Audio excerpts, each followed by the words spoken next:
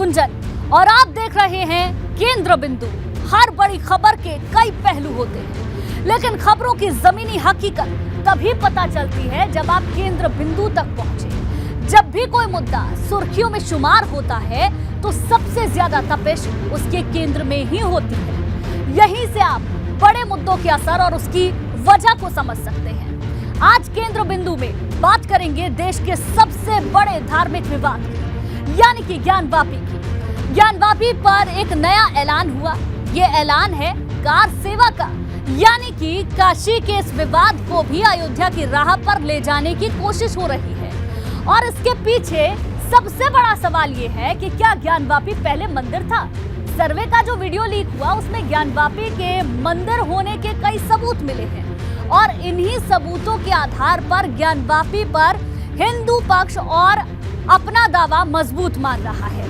जिस तरीके से कुछ वीडियो वायरल हुए, उस वीडियो वायरल होने के बाद, सर्वे की रिपोर्ट की वीडियो लीक होने के बाद हिंदू पक्ष लगातार इस बात को मान रहा है कि ज्ञानवापी में जो एक आकृति मिली है, जिसे मस्जिद की ओर से यानी कि मुस्लिम पक्ष की ओर से फव्वारा बताया जा रहा है, वो बाबा है, आदि विश्वेश्वर है। इसके साथ साथ जो सबूत वहां से मिले हैं उससे हिंदू पक्ष का दावा और भी ज्यादा मजबूत होता है।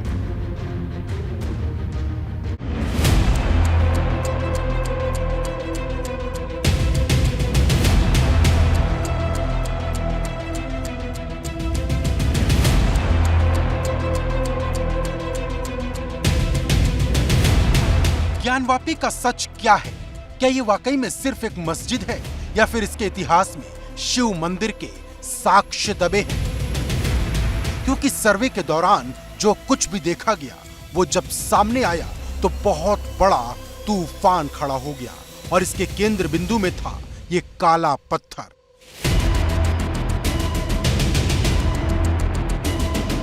जिसे मुस्लिम पक्ष ने फव्वारा बताया और हिंदू पक्ष ने शिवलिंग। ज्ञानवापी का मतलब होता है ज्ञान का कुआं, और यही ज्ञान का कुआं इस वक्त धर्म युद्ध का सबसे बड़ा अखाड़ा बन गया है। ज्ञानवापी के भीतर मस्जिद है या फिर मंदिर, मामला कोर्ट में चल रहा है, लेकिन इसी बीच एक वीडियो सामने आया है और इस वीडियो के सामने आने के बाद ये पूरा मामला इस हफ्ते का केंद्र बिंदु बन गया है।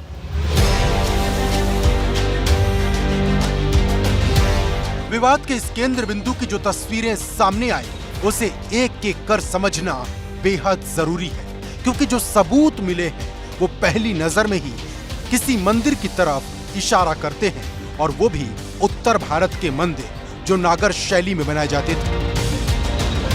3 शैली मुख्यतया पूरे देश में देखी जाती है। एक द्राविड़ शैली जो होती है, दूसरी वेशर शैली होती है और तीसरी जो होती है वो नागर शैली होती है।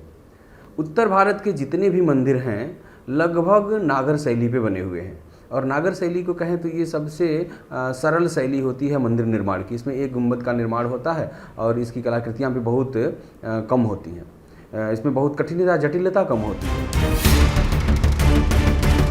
ज्ञानवापी के भीतर बहुत कुछ ऐसा मिला जिसे देखते ही बहुत से लोगों ने इसे पहली ही नजर में मंदिर मान लिया। दीवार पर उकेरे गए स्वास्तिक के चिन्ह इसका पहला सबूत था।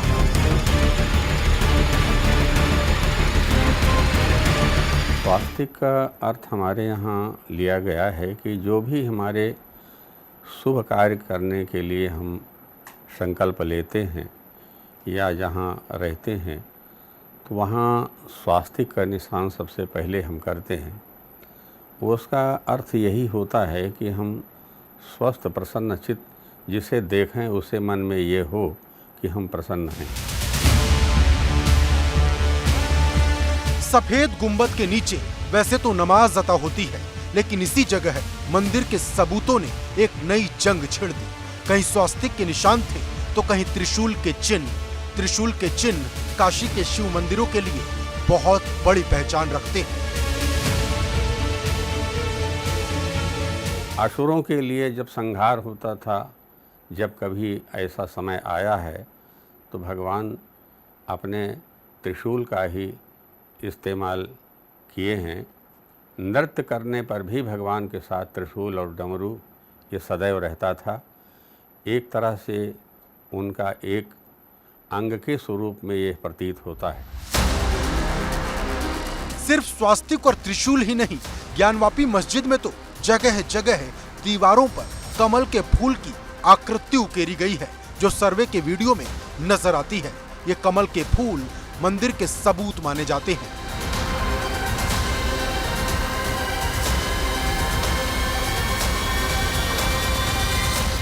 पुराणों में, शास्त्रों में, वेदों में कई मंत्र हैं जो कमल के नाम से ही हम उन्हें उच्चारण करते हैं।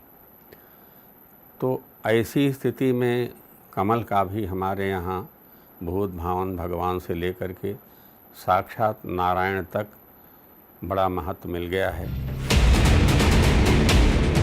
हिंदू पक्ष अपना दावा इस वजह से मजबूत मान रहा क्योंकि उसके पास दिखाने के लिए कई सबूत हैं।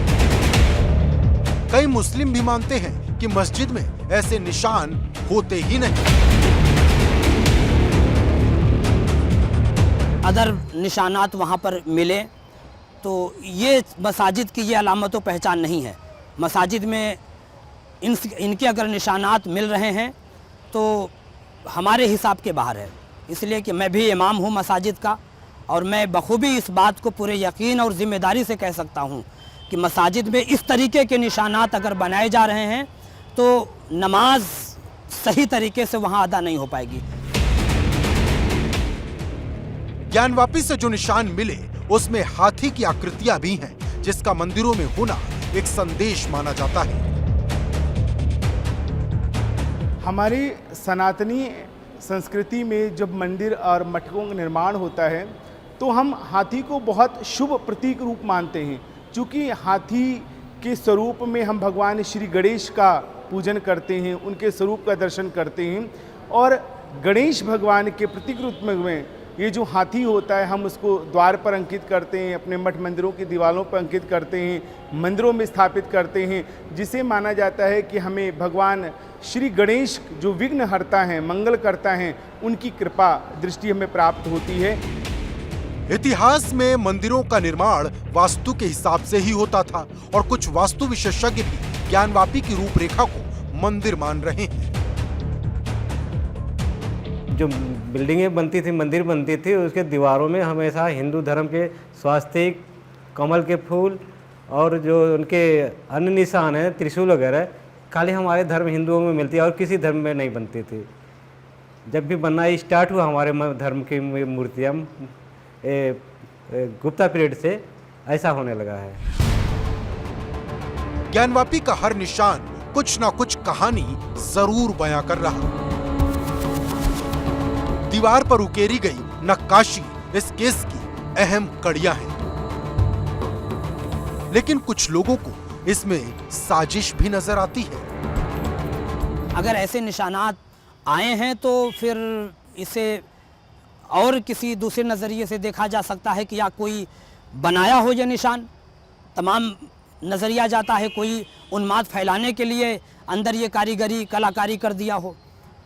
मसाजिदों में तो ये चीज़ें आज तक हमने नहीं सुनी कि मसाजिदों में त्रिशूल का निशान या शिवलिंग की शिनाख्त या अदरवाइज़ और किसी मज़हब के किसी का कोई स्टैचू मसाजिद में बने या ऐसे नक्शो निगार बनाए जाए। ये चीज़ें सरासर मुमानियत है।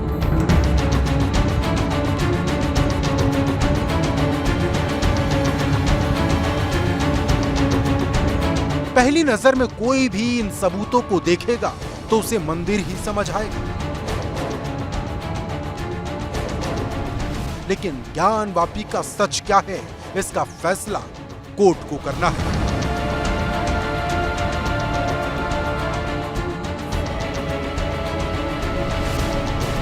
वाराणसी से नीतीश कुमार पांडे, एबीपी गंगा।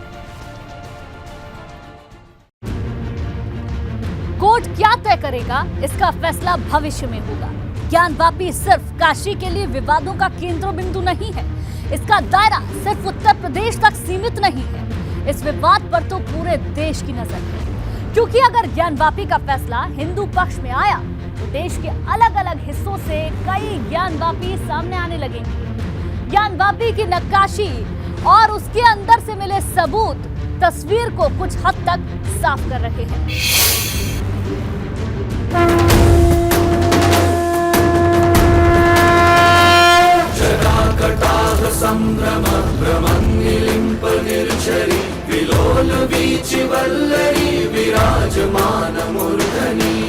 वो एक पूरी एक अपने आप में एक टेम्पल आर्किटेक्चर है, जिसको मंदिर का वास्तु कला कह सकते हैं।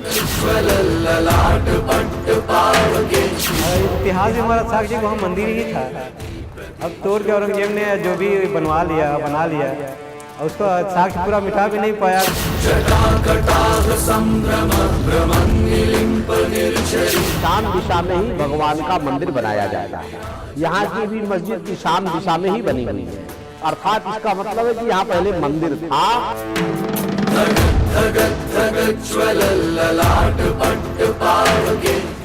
ज्ञानवापी के भीतर जगह जगह मंदिर के सबूत होने का दावा। पहले के वक्त में जब मंदिरों का निर्माण होता था तो उनकी बनावट के साथ साथ दिशाओं का भी पूरा ध्यान रखा जाता था। वास्तुकार इसे बेहतर तरीके से समझाते हैं। टेम्पल आर्किटेक्चर में जैसे गर्भगृह है, परिक्रमा है और दिशा है, उन सब का सूर्य से उसका लिंक सूर्योदय से, सूर्यास्त से, और जो स्थापना है वो एक पूरी एक अपने आप में एक टेम्पल आर्किटेक्चर है, जिसको मंदिर का वास्तु कला कह सकते हैं। उसको किसी सिर्फ एक किसी भी एक छोटे से स्टेटमेंट में उसको नहीं समझा सकते। ज्ञानवापी में जितनी भी चीजें मिली, हर चीज की कोई ना कोई अहमियत जरूर है। मुस्लिम समाज के लोग भी मानते हैं कि इतनी नक्काशी किसी भी मस्जिद में नहीं होती। मिला या नहीं मिला, इसका भी मामला चल रहा है कोर्ट में। कुछ लोग कह रहे मिला, कुछ लोग कह रहे नहीं मिला। इससे कोई मतलब नहीं है। मस्जिदें हमारे यहाँ सिंपल होती हैं, साधारण होती हैं। मस्जिदों में वज़ू खाने होते हैं, हाउस होते हैं, वज़ू करने की जगह होती है, टॉयलेट और बाथरूम होते हैं। और मस्जिद में एकदम सुकून की जगह पुरसुकून होती है और उसमें आदमी नमाज़ पढ़े। और बहुत ज़्यादा नक्काशी वगैरह भी उसमें नहीं कराया जाता है, क्योंकि उसमें फजूलियात पैसे खर्च होते हैं। उसमें सिर्फ होता है कि नमाजियों की सहूलियत की कितनी चीज़ें हो सकती हैं। जैसे पंखे हैं, आज की डेट में लोग एसी भी लगा लेते हैं। नमाजियों को कितना आराम मिलना चाहिए। और बहुत ज़्यादा नक्काशी और फहशी और ज़्यादा हमारे यहाँ इस्लाम में मना है। ज्ञानवापी के भीतर हिंदू पक्ष की तरफ से सबूतों की एक लंबी लिस्ट तैयार की गई है, लेकिन इस लिस्ट में सबसे ऊपर है इस काले पत्थर का जिक्र, जिसे शिवलिंग बताया जा रहा। ज्ञानवापी के अंदर की तस्वीरों को पूरे देश ने देखा है। कहीं स्वास्तिक के निशान मिले तो कहीं मंदिर के होने के सबूत दिखाई दिए, लेकिन ये वीडियो कैसे लीक हुआ, ये बड़ा सवाल है। और इसी सवाल की सीबीआई जांच को लेकर मांग भी की गई है। और इस मांग के सहारे अब इस पूरे मामले को नया तूल देने का प्रयास भी किया जा रहा है। लड़ाई वैसे तो मस्जिद बनाम मंदिर से शुरू हुई थी, लेकिन जैसे ही सर्वे का वीडियो लीक हुआ, ये लड़ाई शिवलिंग बनाम फव्वारे पर आ गई। शिवलिंग के दावे के साथ सबसे बड़ा तर्क उस नंदी को लेकर दिया जाने लगा, जिसकी दिशा वजू खाने की तरफ है। वो शंकर जी की जब भी मंदिर बनी है तो गर्भगृह में हमारा शिवलिंग होता था। उसके गेट के सामने उत्तर दिशा में या तो पूर्व दिशा के पश्चिम देखते हुए नंदी बनते थे। तो श्योर आगे हमारे शिवलिंग रहा होगा, गर्भगृह रहा होगा। आज नहीं है या है जो भी है, लेकिन नंदी का मतलब कि आगे हमारा शिवलिंग, हमारा मुख्य देवता जरूर रहे हैं। वजूखाने में शिवलिंग का दावा हुआ तो दिशाओं की खोज होने लगी। पूर्वी दिशा और उत्तरी दिशा जिस जगह पर मिलती है उसे ईशान दिशा कहा जाता है। भगवान शिव का प्रभुत्व भी इसी दिशा में होता है। ईशान दिशा में ही भगवान का मंदिर बनाया जाता है। यहाँ की भी मस्जिद ईशान दिशा में ही बनी हुई है, अर्थात इसका मतलब है कि यहाँ पहले मंदिर था। मंदिर के स्थान पर मस्जिद का रूप दिया गया है, क्योंकि जितने भी मंदिर हैं वो ईशान दिशा में ही होते हैं। ईशानः सर्व विद्यानाम, ईश्वरः सर्वभूतानाम। तो ईशान में ही सभी देवताओं का वास होता है। इसीलिए ईशान कोण, नैऋत्य कोण, वायव्य कोण, इन कोणों की अलग अलग वास्तुशास्त्र में विशेषता है। दावा तो ठीक है, तर्क भी ठीक हो सकते हैं, लेकिन अगर कोर्ट में शिवलिंग वाली बात गलत साबित हुई तो फिर क्या होगा? मुस्लिम समाज के लोग कहते हैं ये शिव का अपमान होगा। हम कहते हैं हम परमिशन कंप्रोमाइज कर लिए, हमने दे दिया कि ठीक है आप पूजा करिए, लेकिन बाद में कोर्ट ने फैसला किया, क्लियर तमाम जांच एजेंसियां ये सब क्लियर करके वहां रिपोर्ट लगा दी कि नहीं ये शिवलिंग नहीं है, ये फव्वारा है। तो फिर ये तो उनके भाई विश्वास के साथ भी तो खिलवाड़ होगा, है कि नहीं, कि शिव जी का एक तरीके से बहुत बड़ा अपमान होगा कि हम फव्वारा समझ के उनकी प्रतिमा मान के हमने उनकी पूजा अर्चना की। तो जैसे अब इतना दिन आप लोग खामोश रहें, तो मैं यही दरख्वास्त करूंगा कि कुछ दिन और रुक जाइए। बात तो ठीक है, लेकिन दावा भी वहीं होता है जहां सबूत मिलने शुरू होते हैं। ज्ञानवापी में अब तक जो कुछ भी सामने आया वो बहुत बड़ा सबूत माना जा रहा है। और इतिहास भी हमारा साक्ष्य कि वहाँ मंदिर ही था। अब तोड़ के औरंगजेब ने जो भी बना लिया और उसको साक्ष्य पूरा मिटा भी नहीं पाया। अगर मिटा देता तो शायद हम लोग उतना नहीं हुआ, लेकिन सब 90% मिल रहा है। 10% के लिए हो रहा है कि शिवलिंग है क्या है, खाली डिस्कस हो रहा है। हो सकता है शिवलिंग रहा है तभी तो वहाँ नंदी है। लड़ाई सिर्फ हिंदू और मुस्लिम पक्ष में ही नहीं, लड़ाई मुस्लिम पक्ष की खुद के इतिहास से भी है, क्योंकि शिवलिंग का दावा अगर सही हुआ तो मुस्लिम पक्ष को खुद को ही जवाब देना होगा, क्योंकि माना जाता है कि किसी भी दूसरे धार्मिक स्थल को तोड़कर वहां मस्जिद नहीं बननी चाहिए। इस्लाम ने तो कभी ऐसा, इस्लाम क्या है इसका कोई तस्वुर भी नहीं है कि किसी धर्मस्थल को तोड़ करके बनाया जाए मस्जिद, इसका तस्वुर ही नहीं है, इसका तस्वुर ही नहीं है। मस्जिद फ्रेश ज़मीन पर खरीद कर बनवाई जाती है, उसको भी अल्लाह के लिए वक्फ कर दी जाती है कि अभी किसी की प्रॉपर्टी नहीं रहेगी। विवाद के इस सबसे बड़े केंद्र बिंदु का सच क्या होगा, ज्ञानवापी की असलियत क्या है, ये एक रहस्य बन गया है। दावे कई तरह के किए जा रहे हैं, लेकिन किसका दावा कितना सच्चा है इसका फैसला अदालत को करना है। वाराणसी से नीतीश कुमार पांडे के साथ ब्यूरो रिपोर्ट, एबीपी गंगा।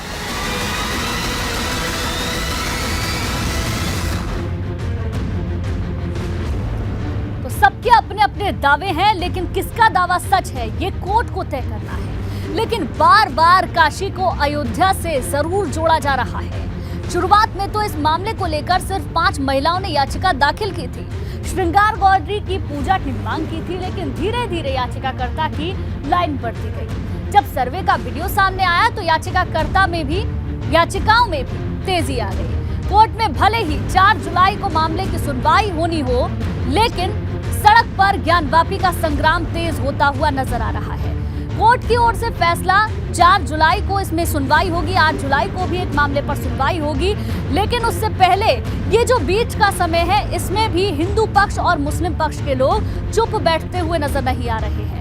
जब सर्वे का वीडियो सामने आया तो याचिकाओं में भी तेजी आ गई और एक के बाद एक याचिकाएं अभी तक इस मामले में लगाई गई हैं।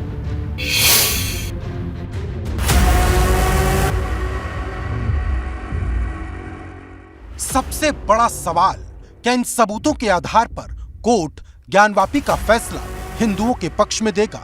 क्योंकि दावा हो रहा ये सबूत ज्ञानवापी को मंदिर साबित करने के लिए काफी हैं, जबकि अयोध्या में तो ऐसे सबूत भी नहीं थे। साक्ष्य वहां पर जितना था उससे ज्यादा प्रबल साक्ष्य आपको अभी मिल रहा है। क्योंकि वहां पर तो गर्भगृह से नीचे से खोद के साक्ष्य आपको निकालने थे, यहाँ के साक्ष्य तो आपके धरातल के ऊपर विद्यमान है। तो हमें लगता है कि साक्ष्यों की तुलना अगर करें तो यह साक्ष्य ज्यादा सरल है इसको सिद्ध करने में। इस मामले में याचिकाओं की कतार लग गई है। कई संस्थानों ने खुद को पक्षकार बनाने की मांग कर दी है। इससे मुस्लिम पक्ष के कुछ लोग खफा हैं।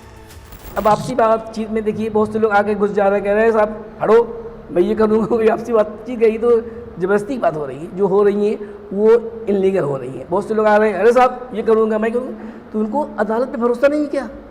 उनको ऐसा नहीं करना चाहिए। कुछ लोग ऐसे हैं जो इस मामले को लेकर बेवजह की तकरार पैदा करना चाहते हैं, लेकिन कुछ लोग इस मामले को शांति से निपटाने के पक्ष में भी हैं। ये विवाद जब सामने नहीं भी आया था तब भी काशी के कई लोग विवादित स्थल को मंदिर ही मानते थे। वहाँ पर भगवान विश्वेश्वर का, आदि विश्वेश्वर का शिवलिंग था, शिवलिंग है। हम आज भी वहाँ जा नहीं पाते हैं, लेकिन हर हिंदू आज भी वहाँ प्रणाम करता है। वो हमारी उपासना स्थली है, हमने वहाँ विसर्जन नहीं किया है। कोई ऊपर से अपनी चीज़ बना करके कह दे मेरा है, तो उससे कहने से नहीं हो जाएगा। आज भी हमारे देवता वहाँ हैं, हमारे देवता का वहाँ आवास है, निवास है, तो हमारी वो आराध्य स्थली है, उपासना स्थली है। विवाद अगर कोई कह दे कि साहब ये विवाद है, तो ऐसा नहीं मान लिया जाए कि विवाद को प्रूफ करना पड़ता है। विवाद को प्रूफ करना पड़ता है। हम कहते हैं कि साहब ये घड़ी है मेरी है, तो नहीं, ऐसा नहीं हो जाएगा। मैं कहता हूँ ये कार आपकी मेरी है, तो ये नहीं है, ऐसा नहीं होता। विवाद को प्रूफ करना पड़ता है, हर एतबार से प्रूफ करना पड़ता है। विवाद ये नहीं कि हम आपके घर में घुस जाए, साहब ये तो मेरा घर था पहले, मेरे दादा का था। अरे नहीं, प्रूफ करिए आप कैसे घर है, क्यों है, रजिस्ट्री किसके नाम से, कौन रह रहा है, किसके पास पेपर है, क्या है, ऐसे ये तो गलत बात है। काशी का ये ज्ञान वापी सबसे बड़े विवाद का केंद्र बिंदु बन चुका है। विवाद सिर्फ दो पक्षों में ही नहीं, बल्कि अपने अपने खेमे में भी है। विश्व वैदिक सनातन संघ के प्रमुख जितेंद्र सिंह बिसेन ने यह कहकर नया मोड़ ला दिया था कि जैन वकीलों की जोड़ी को इस केस से हटाने का ही फैसला कर लिया गया है। अदालत में भले ही ज्ञानवापी मामले को लेकर सुनवाई टल गई थी, लेकिन इस मामले में रोजाना एक नया मोड़ सामने आ रहा है। और यही एक और मोड़ तब सामने आया जब जितेंद्र सिंह बिसेन ने हरिशंकर जैन और विष्णु जैन को अपने सभी केसों से वापस हटाने की बात कही। और इसी विवाद ने इस पूरे मामले को एक बार फिर से केंद्र बिंदु में ला दिया है। हरिशंकर जैन और विष्णु जैन इस केस से हटेंगे या नहीं, ये फैसला बाकी के वादी भी करेंगे, क्योंकि सिर्फ एक वादी के कहने पर इतना बड़ा फैसला नहीं हो सकता।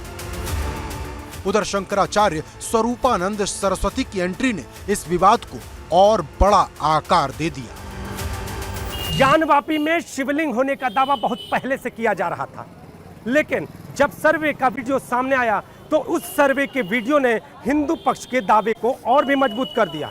इसी बीच शंकराचार्य स्वामी स्वरूपानंद की इस पूरे मामले में एंट्री होती है और उनके प्रतिनिधि स्वामी अभिमुक्तेश्वरानंद श्री विद्या मठ से प्रेस वार्ता करते हैं और इस पूरे मामले को एक नया मोड़ देने का प्रयास करते हैं। तो जब हमारी आंखों के सामने भगवान प्रकट हुए तो उनकी पूजा स्वाभाविक बन जाती है, हमारा कर्तव्य बन जाता है। अगर हम वो पूजा अर्चना भगवान को समर्पित नहीं करते हैं तो हम दोष के अपाप के भागी बन जाते हैं। शंकराचार्य स्वरूपानंद सरस्वती के शिष्य और विद्या मठ के महंत स्वामी अभिमुक्तेश्वरानंद ने ऐलान किया था कि शनिवार से ज्ञानवापी के विवादित स्थल पर जलाभिषेक किया जाएगा और जिस पत्थर को शिवलिंग बताया जा रहा उसकी पूजा अर्चना की जाएगी। स्वामी अभिमुक्तेश्वरानंद का दावा था कि ऐसा करने के लिए शंकराचार्य स्वामी स्वरूपानंद ने उन्हें आदेशित किया है। लेकिन हमारा जो न्यायालय है, भारत का न्यायालय, विदेश का न्यायालय होता, ब्रिटिश न्यायालय होता तो शायद हम संतोष कर लेते, लेकिन हमारे भारत का न्यायालय हमारी इस भारतीय भावना को नहीं समझ रहा है। और 4 जुलाई की तारीख उन्होंने दे रखी है कि 4 जुलाई को हम विचार करेंगे कि पूजा का अधिकार दिया जाए कि न दिया जाए। तो 4 जुलाई तक क्या भगवान भूखे रहेंगे, भगवान प्यासे रहेंगे? स्वामी अभिमुक्तेश्वरानंद ने जो ऐलान किया वो कानून के खिलाफ था, क्योंकि जिस वजूखाने को लेकर जंग चल रही है उसे कोर्ट के आदेश पर सील कर दिया गया है। यही वजह रही कि पुलिस ने अभिमुक्तेश्वरानंद की मांग खारिज कर दी और प्रशासन ने जब सख्ती की तो वो विद्या मठ के ही गेट पर अनशन पर बैठ गए। इसके अलावा अभिमुक्तेश्वरानंद की तरफ से कोर्ट में याचिका भी डाली गई जिसमें कथित शिवलिंग पर जल चढ़ाने की मांग की गई है। जब ज्ञानवापी में भगवान शिव का लिंग प्रकट दिखाई दिया तो स्वाभाविक है कि उसकी पूजा होनी चाहिए थी। तत्काल नहीं हुई। फिर शंकराचार्य जी महाराज ने भी चिंता प्रकट की। फिर हमको कहा कि जाओ पूजा करो। हम आए, पूजा का थाल लेकर के हम अपने मठ से निकलना चाह रहे थे। हमारे मठ के 10 फुट 15 फुट अंदर तक पुलिस आकर के हमको रोक देती है कि आगे नहीं जा सकते। आप बताइए, कहते हैं कि न्यायालय का आदेश है। न्यायालय का क्या आदेश है कि किसी के मठ में घुस जाओ बिना उसकी अनुमति के? न्यायालय का क्या आदेश है कि सड़क पर दुनिया चल रही है और हमको चलने से मना कर दिया जाए? हमको वहाँ तक तो जाने देते जहाँ तक सब लोग जा रहे हैं। ज्ञानवापी पर ऐसा गदर मचा है जिसका अंत दिखाई नहीं देता, क्योंकि ये मामला हर रोज नई उलझन के साथ आगे बढ़ रहा है। वाराणसी से नीतीश कुमार पांडे के साथ bureau report, ABP Ganga. Gyanvapi का एक सिरा सियासत से भी जुड़ रहा है। मामला कोर्ट में पहुंचा तो सियासी जंग सड़क से शुरू हो गई। भाजपा के नेता हो या फिर ओवैसी जैसे नेता, सबकी जुबान पर ज्ञानवापी छा गया। लेकिन इस मामले पर मोहन भागवत ने जो बात कही वो कई लोगों को चुप गई।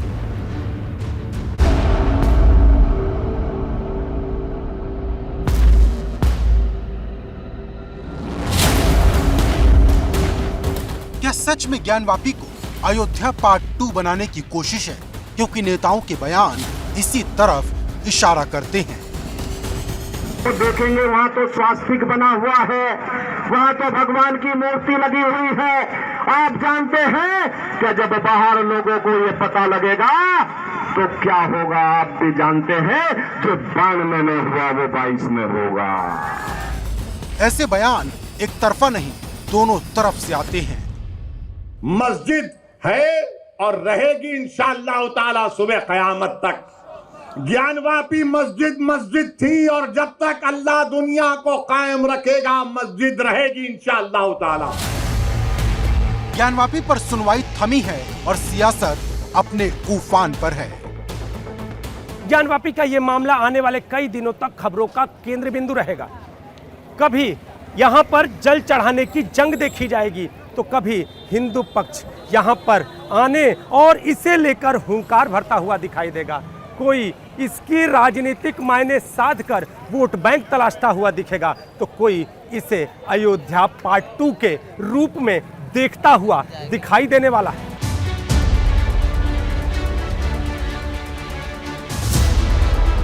ज्ञानवापी पर अब तक कितनी याचिकाएं दाखिल हो चुकी, अब इसका सही आंकड़ा देना मुश्किल हो चुका है, क्योंकि हर दिन कोई न कोई याचिकाकर्ता कोर्ट के दरवाजे पर पहुंच जा रहा। लेकिन इस बीच संघ प्रमुख मोहन भागवत ने एक ऐसा बयान दिया जिसने कई लोगों को चौंका दिया। ज्ञानवापी का यह मामला इतना बड़ा है कि इसे आधार बनाकर कई जगहों पर मंदिर मस्जिद की जंग शुरू हो गई। लेकिन संघ प्रमुख मोहन भागवत ने जब इस मामले पर अपनी टिप्पणी की तो कई लोग हैरान हो गए। संघ प्रमुख ने अपनी टिप्पणी में यह साफ कर दिया कि अब मंदिर को लेकर कोई भी दूसरा आंदोलन नहीं होगा। हम तो कुछ नहीं कहते, हमने 9 नवंबर को कह दिया कि एक राम जन्मभूमि का आंदोलन था जिसमें हम अपने प्रकृति के विरुद्ध किसी ऐतिहासिक कारण से उस समय की परिस्थिति में सम्मिलित हुए। हमने उस काम को पूरा किया, अब हमको कोई आंदोलन वगैरह करना नहीं। संघ प्रमुख मोहन भागवत ने जो बातें कही वो मंदिर मस्जिद वाले विवाद का पटक्षेप करने वाली है। लेकिन सवाल है, क्या ऐसा होगा? मोहन भागवत का सारा जोर इस बात पर था कि देश के लोग एकजुट हों ताकि भारत विश्व गुरु बन सके। उनका सीधा संदेश था, ऐसे विवाद उठाने की बजाय सबको साथ आना चाहिए। ज्ञानवापी के बारे में हमारी कुछ श्रद्धाएं हैं, परंपरा से चलती आई, हम कर रहे, ठीक है, परंतु हर मस्जिद में शिवलिंग क्यों देखना? अरे भाई वो भी एक पूजा है, ठीक है, बाहर से आई है, लेकिन जिन्होंने अपनाई है वो मुसलमान, वो बाहर से संबंध नहीं रखते, ये उनको भी समझना चाहिए। अब सवाल कई है, क्या भागवत का बयान सुनकर मंदिर मस्जिद को लेकर याचिकाकर्ता अपने कदम पीछे खींचेंगे? क्या भागवत का संदेश काशी के संत भी मानेंगे? और क्या भागवत की खींची गई ये लकीर एक नया अध्याय लिखेगी? लेकिन हालात देखकर ऐसा नहीं लगता, क्योंकि काशी विश्वनाथ के महंत कुलदीप तिवारी ने कार सेवा का ऐलान कर दिया। उन्होंने देश भर के लोगों से कार सेवा में शामिल होने का आह्वान किया। कहा जा रहा, काशी में गंगा के 80 घाट से काशी के ही राजघाट तक कार सेवा निकलेगी। 15 जून के बाद कार सेवा का दावा किया गया है। सारे मीडिया बंधु को आमंत्रित करूंगा कि आप लोग अपनी नौका पर आइए और एक ऐसी यात्रा निकालूंगा जिसका नाम होगा कि कार सेवा। धर्म से कार सेवा का प्रारंभ किया जाएगा। मुझे कि हर हर महादेव शंभू, ये सब भजन जिसको जो भी आता रहेगा, महिला शिव चालीसा आदि पढ़ती रहेगी। संघ ने भले ही अयोध्या जैसा आंदोलन करने से मना कर दिया हो, लेकिन कुछ लोग हैं जो इस विवाद को अयोध्या की लकीर पर आगे बढ़ाना चाहते हैं। यानी विवाद का ये केंद्र बिंदु अभी और रंग दिखाने वाला है।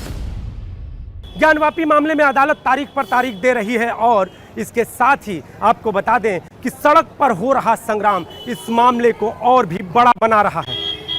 अगली सुनवाई की तारीख 4 जुलाई है और इसके साथ ही इस मामले में कई याचिकाएं दाखिल हो चुकी हैं, लेकिन सबको इंतजार है कि क्या कथित शिवलिंग की पूजा की इजाजत मिलेगी।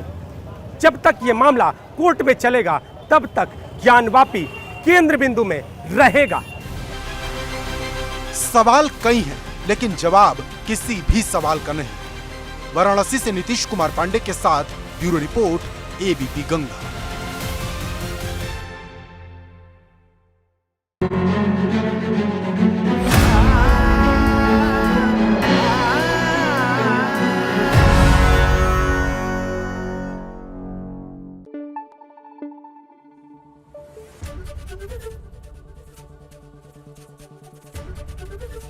एबीपी गंगा, खबर आपकी, जुबान आपकी।